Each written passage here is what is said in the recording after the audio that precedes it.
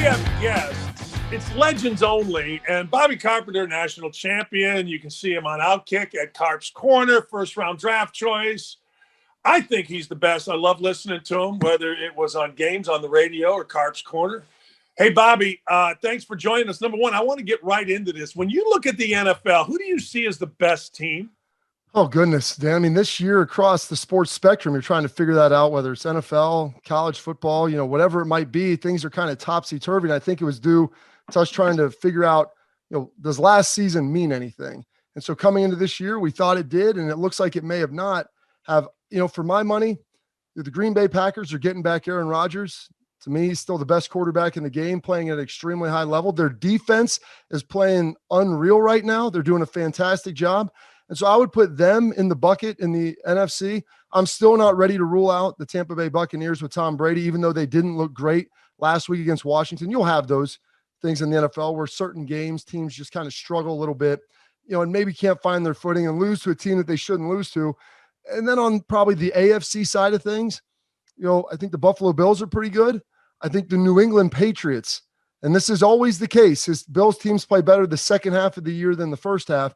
You see them starting to round into form. He realizes what kind of team he ultimately has. They're playing really good football right now, and you see the development and maturations of their quarterback, Mac Jones. So those are kind of the four teams that I'm looking at that I'm really high on at the moment. Bobby, why does everybody, and I mean everybody, not mention the Titans, given all that the Titans have done and who they've done it against? Well, because a lot of what they've done, Dan, was with Derrick Henry. Now, I know they went and got a win without him, and they're able to manufacture that. Their defense is playing really well. They're doing it in unique ways on offense. Ryan Tannehill's playing some good football. They're utilizing his legs in the red zone. You see the bootleg on the goal line. Like, they're playing really smart football. Mike Vrabel's a heck of a football coach. And I just have to see it for a couple of weeks, sustainable, to see how they've morphed and shifted their offense. I love Adrian Peterson. I think he's still a productive running back in the NFL. But if you're talking about replacing a guy like King Henry, who the numbers he can put up and the way he can dictate a game, I'm going to have them do that for a few weeks before I'm ready to kind of keep them up there. But make no mistake about it. Before that, I would have said the class of the AFC is definitely the Tennessee Titans. What do you see out of Mac Jones? Like, what's going on with him? I was sitting there, I was over at Ohio State's practice yesterday and talking to some NFL scouts and, trying to evaluate quarterbacks and what they like. And, arm strength is a little bit like speed in a wide receiver. Like, you need a requisite amount of it, but it's not the be all end all. Like, accuracy and anticipation are far more important. And if you look at Mac Jones, you watch what he's able to do. I know he's in the same offense as Tom Brady, was, but there's a lot of that there. There's a lot of that Drew Brees. He's not going to be a guy that'll sit there and be able to throw it, 75 yards down the field. He may not have that massive cannon, but what he is able to do is you watch him in the pocket, Dan. He's 1, 2, 3, 1, 2, 3, getting through those reads really quickly. And then when he throws the ball, he puts it in precise areas. And so he pushes it down the field enough, and they're able to make some plays down the field. And it's not that he has a weak arm, but what his strengths are exactly what align to the value of today's game. The ability to get through reads and put the ball on your receivers in a timely manner. Mac Jones has done a heck of a job of that. And I don't know if we should be surprised. I've talked to some coaches, and the old GM for the Giants, George Young, who helped Parcells build those Super Bowl teams in the 80s. His philosophy was, draft great players out of big time schools and then ask them to do the same things they did well in college. And that's basically what the Patriots are doing with Mac Jones. Hey, Bobby, I want to go back to you as a player. All right. Oh, that's way back now, Dan. We're getting old now. As a linebacker, all I heard was, man, Patrick Mahomes and that offense is broke. I mean, I literally heard that on one of the morning shows. And I'm thinking to myself, Bobby, and you can speak to this as a player. You said it earlier, like, teams go through things. The last undefeated team is 1972, for crying out loud, right? Where do you see Mahomes in this offense? Where do you see the Chiefs? So there were some things mechanically that Mahomes, was struggling with. Like, he does a lot of things that nobody else can do. But the thing is, Dan, like in any sport, you have to have the fundamentals and mechanics down properly. You have to be able to get through and make the routine plays look routine. And I think Pat Mahomes, you fall in love with a little bit of what people are maybe saying about you, how you've won, and you remember these huge plays. And I think Pat Mahomes for lack of a better analogy, was trying to hit home runs all the time. They're trying to take shots down the field. And the knock on Andy Reid, who I played against him 9 times in 4 years when I was with the Dallas Cowboys. I believe I played him again and with Detroit. We played him a lot when he was with Philly. And the knock on him always was just stop the passing game. He'll eventually get bored running the football. And the Chiefs really haven't had a good rushing attack this year. They haven't really tried to run the football all that much. And so that they've just tried to push the ball and make these big plays. They get impatient. And so as you see them now, they're getting Travis Kelce back in the mix. I think Pat Mahomes is being a little bit more comfortable with what he's doing. And then also getting Chris Jones back, their defensive tackle. It's helped their defense dramatically because it's really, really hard to just outscore people all the time. And so if you can kind of give yourself a little bit of help, I think you're starting to see that now. Well, hey, I got to ask you a couple of things about college football because your Ohio State Buckeyes are right here in the middle of it. Hey, Bobby, there's a scenario. Let's just say for sake of argument, these teams all play each other. Do you think a 2-loss, not necessarily Ohio State, but any one of these 3 teams, Michigan State, Michigan, Ohio State, you think a 2-loss team gets in? I don't really want to see a 2-loss team get in from any either. conference, as long as there's better options. I mean, Dan, there may be a day where there's like one undefeated team and one or two 1-loss teams that are worthy of getting in. And then outside of that, like maybe you have to take that 2-loss team. But this year, you have Georgia at the top, Georgia and Bama, like that thing's going to play itself out a little bit. And you're going to see what's going to happen there with the SEC. If Oregon wins out, they're getting in. The Big Ten champ is going to get in as long as they're a 1-loss team. You've got Cincinnati sitting there. Notre Dame will probably have 1 loss. Heck, Oklahoma State might have 1 loss. Like, I'm not a proponent of teams that play good schedules. They beat some quality teams, and maybe their schedules aren't elite. But you know what? They've won every game. They have enough data marks on there where you could say, hey, I watched them play a team that we thought was pretty good, and they looked really good in that game. And so I don't know about putting that 2-loss team in there, whether it's Ohio State, whether it's Bama, who cares? Oklahoma, like none of that stuff really matters to me. I just, as long as there's better options, I do think that the regular season, which in college football is sacred, it's always meant so much that I don't want to see that be diminished under this 4-team playoff. When they expand, there's going to be 2-loss teams that get in. But right now, you should be able to find 4 teams that either are undefeated or have 1 loss. How good do you think Ohio State is? Pretty darn good. It's amazing. I always say I'd like to talk to NFL scouts who see a lot of teams. I was talking to a guy who covers, most of the East Coast, dips into Ohio a little bit. He was at Ohio State just to watch a particular guy or two. But, he's down at Georgia. He's down at Bama. He's been at Pitt. He sees most of the Eastern Seaboard and a lot of those really talented teams, in the SEC. And he's like, Georgia's defensive front's phenomenal. He's like, if Ohio State could block that up, it's like, they're a lot like Bama last year. Their defense isn't phenomenal, but it's good. And it may end up being close to great by the end of the year. It's been improving, but they can score the football. So if they can protect, they have those elite receivers on the outside. And coming into the season, I didn't know if this team was good enough that they'd be able to play with the likes of Georgia or Bama, but I don't think there's a flawless team out there this year like there's been in the past. And so all of those teams, they have warts, as Bill Parcells used to say. There are flaws, and it's just a matter of, is the matchup going to benefit your ability to get to those flaws? Hey, Bobby, I want to jump back to the NFL. Again, I want to talk to you as a player. I had a guy tell me yesterday, former NFL guy, tell me, Belichick intimidates a lot of coaches, and he does not intimidate Bruce Arians, Andy Reid. Do you think that's true? Do you think Belichick has an advantage the minute he walks into the building against another coach? Then you've been a coach. I mean, any player, like when you're playing someone who's elite, sometimes you can outsmart yourself. And you start thinking like, well, they might do this or they might do that. How would I attack me? And Bill Belichick, he does something different every game. Well, yeah, that's all true, well and good, but focus on what you do well. Try to do more of that. Look at what they do well and try to have them do less of that. Like that's the Bill Belichick mantra. Defense, let's take away what they do the best. And I'm sitting up there in meetings like, this seems pretty simple. If they throw to this guy 65% of the time, we'll double cover him every time until they start beating us with somebody else. But odds are they're going to get bored. They're going to get impatient. They're going to want to do what they always like to do. And so force them to do something that's uncomfortable. And then on your side of the ball, like offensively, like, hey, find out where they're weak a little bit, but what do you do? How have you constructed your team? Just continue to do that really well. You mentioned Bruce Arians. I don't think he's intimidated by anybody. And that goes back to his Steelers days, playing the Pats as an offensive coordinator. You had mentioned Andy Reid. He's been in the game long enough. He's seen it. He understands, and he knows what he has with an offense that he can score. I think your guy that you were talking about earlier with the Tennessee Titans, Mike Vrabel's not afraid of him. I'll tell you that much right now. Like, Mike Vrabel sat in those rooms. And if there was anybody that gave crap back to Bill Belichick more than Mike Vrabel, I'd like to see him, because he used to always question Bill. And he's almost like a folklore legend there at Gillette Stadium with what he would be able to do. And so I do think there's a certain group of coaches who understand, hey, he's good, but listen, the guy walks, he doesn't levitate. He can't walk across the water. He puts his pants on one leg at a time, for heaven's sake, Dan. Like, he can't just wish away the game and put a score up on the board. He still has to coach it. And so those guys understand that. I always felt like when I played and worked for Coach Knight that we had the advantage with the officials, particularly at home, is like they're scared. They know where their bread's buttered. Hey, a couple other things before I let you go. I always ask people this because I'm fascinated. You guys played a national championship game in 2002. You basically lost the game, and then a flag came out.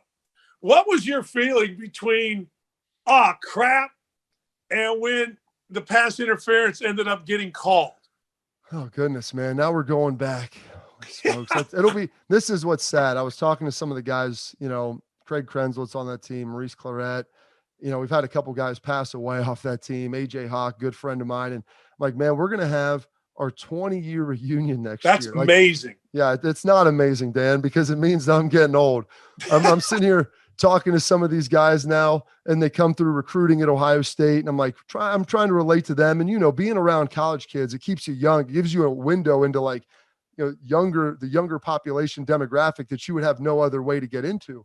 And I'm starting to talk to them. And then, one of their dads leans over, was like, yeah, I was a huge fan of yours, like growing up, I was about, I'm like, gosh, dog it, man. Like, it's crazy. So, it reminds you how old you're getting. But back to your original question, it seemed honestly like it was probably 5 or 10 seconds on the field. It was probably like Kawhi's corner 3 against Philly. You watch that thing hit the rim, roll around, like it's hanging there. And you could see the ref, and you go back and watch it. He's trying to get to the flag, and he has to kind of double pump it. But we're like looking, trying to lobby for the call. He gets it out. It was an impactful call. Jonathan Vilma and I, who's, with Fox, we used to go round and round about it all the time. They made the call, and frankly, he admitted this, and so did DJ Williams, their other linebacker. I mean, there was 50 NFL players on the field that day. I mean, it was something sick. And both of them admitted to me, they're like, we shouldn't even have been there. And I'm like, exactly. You shouldn't. You guys were significantly more talented than we were as a football team. And I'll tell you this, what they did, Dan, we were amazed preparing for that game. We watched what they did. They ran 7 or 8 plays on offense and ran 7 or 8 coverages, defenses. I mean, they just literally came out and we're better than you. And Mark D'Antonio was our defensive coordinator, schemed up a great game plan. Heck, we had Mel Tucker on that staff. We had a lot of great coaches on that defensive side of the ball. Did a great job, slowed them down. Because, they had Andre Johnson, Willis McGahee, Kellen Winslow. They were loaded. And then defensively, we were able to make just enough plays on offense to kind of get a couple touchdowns, get the lead, and then kind of hang on for dear life, man. But that flag, it felt like it was about 10 or 15 seconds. Hey, Jim Tressel, your coach, after the game had the greatest. I use this as a coach, and I use it as a broadcaster. Kellen Winslow was on that team, right? Yes. So his dad was doing the sideline. Mm-hmm. And he asked Coach Tressel, was that pass interference? And you know what Tressel said? He said, very dry, well, Kellen, the definition of pass interference is when the referee throws the flag and says pass interference. Oh yeah, it's great. That's honestly, Tress is one of the smartest guys around, and he obviously does a great job of deflecting controversy and just giving you a dry answer. But being a coach, when you were a player, I try to tell my guys this: they're holding me, they're fouling me. And I feel like that's when you're getting old. It's the same stuff the coaches would tell you. It's not a penalty unless they call it. That's it. If they didn't throw the flag, it isn't it. And if they threw it, it isn't. So deal with it. Figure out how they're calling the game and get better. But that's a phenomenal story, Dan, because I had completely forgotten about that. Hey, Bobby, I saw it, and I was coaching. I know exactly where I was. I was at Northern Illinois getting ready for a game, and I was rooting like hell for you guys. And I saw that quote, and I'm like, "That I'm using that for the rest of my life." Did you ever play with Vrabel? Did you play with him, and did you play with Luke Fickell? So no, Fick was my linebacker coach for a couple years here, and then Vrabes was already in Kansas City. I think by the time I got to New England, he was done. I played against him when he was in KC and I was in Dallas. But one of the great things about Ohio State, and, there's a couple other schools that are like this, but you've been to Columbus. It's really a nice place to live. It's grown a lot, and guys come back here in the off season. And so I became good friends with Joey Galloway, with Mike Vrabel, guys like that. Eddie George would come back. They'd come back and work out all the time. And it was unbelievable for like a young person. When I was, 20, 21 years old, we get done with workouts, and AJ, myself, Anthony Schleier, we go to, lunch or go to brunch with, Mike Vrabel and, sit there with him and Galloway and talk and kind of talk through life and everything. You got a chance to kind of know them. And that's them like trying to feel young. Cause I know what that feels like being that guy now, trying to go out and mentor and kind of help these guys. But as a young player, it was incredibly impactful, not talking about maybe necessarily X's and O's, but how to prepare, how to ultimately go on and be a pro, and how to kind of operate your life and how things will ultimately change for you, once you graduate. And so getting some of those life skills and life lessons from those guys, unbelievable. And then you also, develop a lifelong friend out of it. And it's, heck, I'll tell you this, like Joey Galloway and I, we're coaching our sons together this last year in Pee Wee football. They're both sixth graders. We went undefeated. It was an awesome time.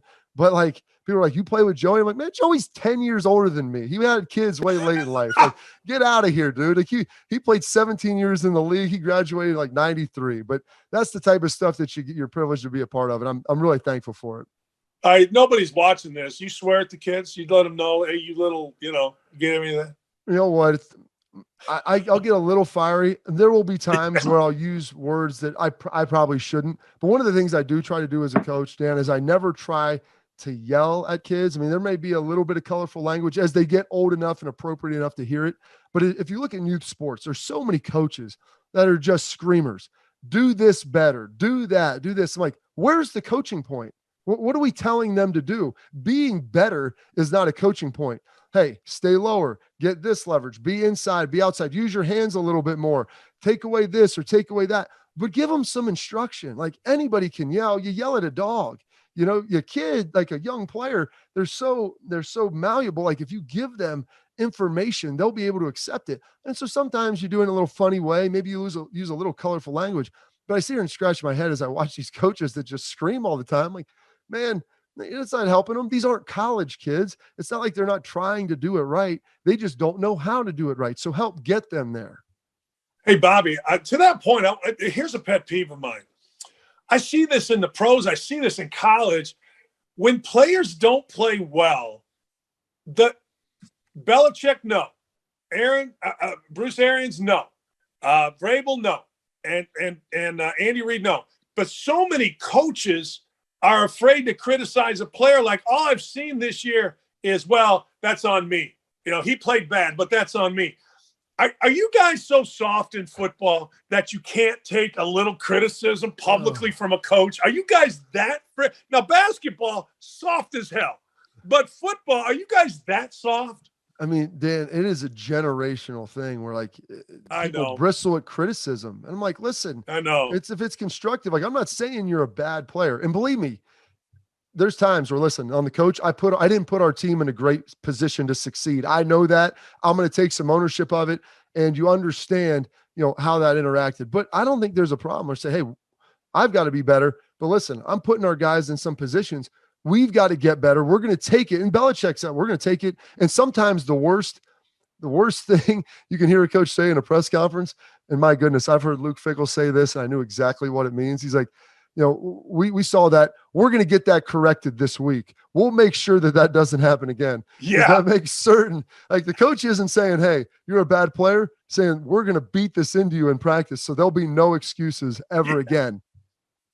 I don't know how you were, but with Coach Knight, when you're a player, you always read at that time it was the paper, because you knew he was talking to you in the paper, and you'd be like, oh, crap, we're going to be practicing at 6 a.m. I know what that means. You know what I mean? Oh, there's nothing worse, Dan, when you hear a coach come out like, and obviously we'll get that corrected, but hey, you know what? They were in better shape than we were. We got gas at the end of the game. Yes. Juice. Like, we'll make sure that's corrected. Oh. That's code for, hey, we're getting up early and we're running. And we'll make sure that we never lose another game Yes. like that again. Like as a player, like, oh gosh, why couldn't we have just have won that game? Like this is going to be hell for the next week. Yeah. And as a coach, when I was coaching for Coach Knight, well, our defensive setup wasn't any good. And I'm like, crap, I got a young family. I'm going to get fired. Son of a bitch. This is going to be bad. You know what I mean? Oh, absolutely. You just know. They give you those little nuggets. They throw it in there, and it's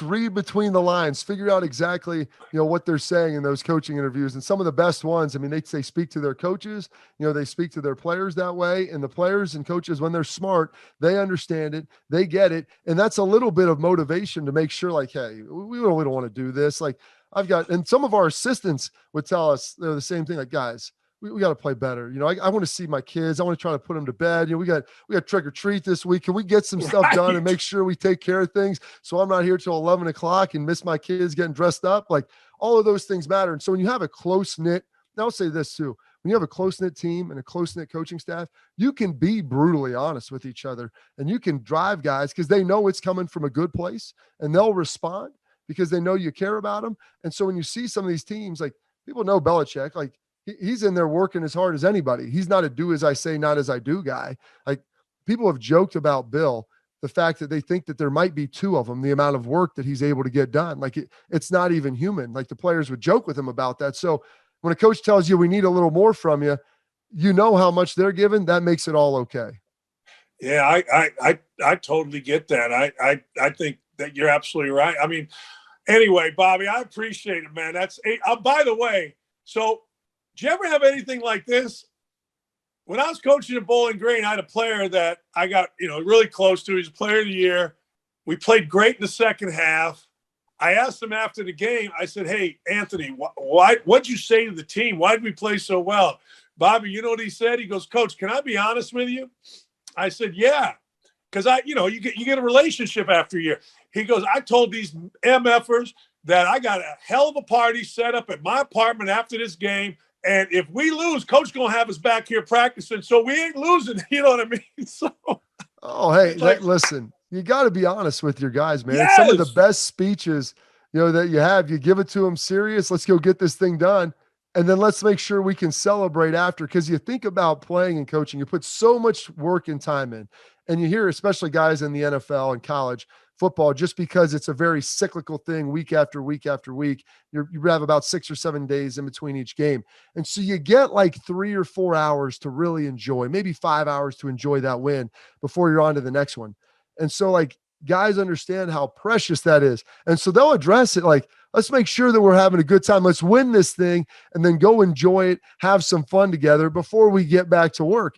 And like, believe me, those are the times that I remember most in my career. The big wins. Heck, we were in Dallas when we knocked off New Orleans. They were undefeated in 2009. No one was giving us a chance to win that game. And we're playing there. It's prime time. And I got to lock up Jimmy Graham half the game. You're running around like all this stuff, man. And it was phenomenal. Like you win that game, man, you feel like a hero. And then it's like, hey, let's go have some drinks, relax, and have a good time before we move on. Right. Hey, how tired are you after a game? Oh, man. Running around with Jimmy Graham. I look back on that now, as old as I am today, and my goodness, like I remember how fatigued I was, Dan, and like I don't know if I still have it. And that's what a lot of guys you see, like MMA fighters, boxers, like eventually in football you lose that edge. Like I can do it a little bit, but I can't get amped up to go in there and get in 50 or 60 car wrecks a game anymore. Like I just psychologically, like, I don't have that type of toughness in me. It has been beaten out of me to this point. So, did you know as a player, Bob, did you know I don't have it? Did you know when you were in a uniform that I'm done? Did you know? I think I still could have probably played a little bit longer. I still enjoyed it. I was getting beat up. The thing that was mine, I was bouncing around a little bit at the end of my career. My last year in New England, I'm like, I was 30 years old. My family was getting a little bit older. And it's like, do you want to go through a whole off season, a whole training camp again, and risk like, maybe you get released, maybe you go through it all. And like, I love the game. it was a big piece of me, but I'm like, you know what? I got other things that I do love and enjoy. And my wife and family had sacrificed so much to that point. I'm like, I kind of, we're having our third kid. I'm like, I kind of owe it to them. We've dragged them all around the country. Now at this point, maybe it's time for me to kind of give a little bit back and be that person. And, you know, my dad played 10 years and he's like, you'll know when it's time. And, you know, for him, because when I was young, used to ask my dad, like, man, why the heck did you quit playing football, man? Why would you ever retire? Right. And you don't understand it. And then my rookie year in training camp, I'm like, Dad, how the hell did you make it through 10 of these? Like, this is ridiculous. And he said the thing that happened is like, I always love playing the game. And this is what it is. He's like, you know, I got tired of preparing to play the games, not from a mental aspect, but physically you get beat up. And Dan, you see these guys now, and that's why I have immense respect for Tom Brady and the drive and desire. Like, it's physically hard to go get ready to practice. It's not the games. It's getting ready to go through maybe an hour and a half, 2-hour routine of stretching, hot tub, cold tub, all these different modalities they strap up to you to get you to a point where you can practice. And you do that every week for 17, now 18 weeks in hopes of getting to the playoff. And then adrenaline kicks in late in the year and you ride it. But it's just such a long march. And he's like, he goes, I didn't enjoy practicing anymore. He goes, and I'd always liked it. And I think that kind of got to a point for me where, I was having some back stuff. My shoulder was bothering me. It's like, man, I used to love working out. I used to love coming to practice. And it's like just trying to hide these injuries all week to get to Sunday. And it just wears you down emotionally. No, I get that, man. Bobby, that's some great stuff, man. Thanks for everything. Appreciate you. Thank you so much. That was awesome. Oh, my pleasure, Dan. Hopefully we'll be able to do this again if you can build time. I know you're a very busy guy. Always. Yeah, man. I'd have you on every day. Yeah. You've got a cavalcade of stars coming through. So hopefully, I'll be able to slide in somewhere where I belong at the bottom of the totem pole, and we can work this thing out maybe every week or a few times a week. Yeah, cavalcade. Good word. That's an Ohio State word. At Indiana, we just say a lot. Thanks, brother. My pleasure.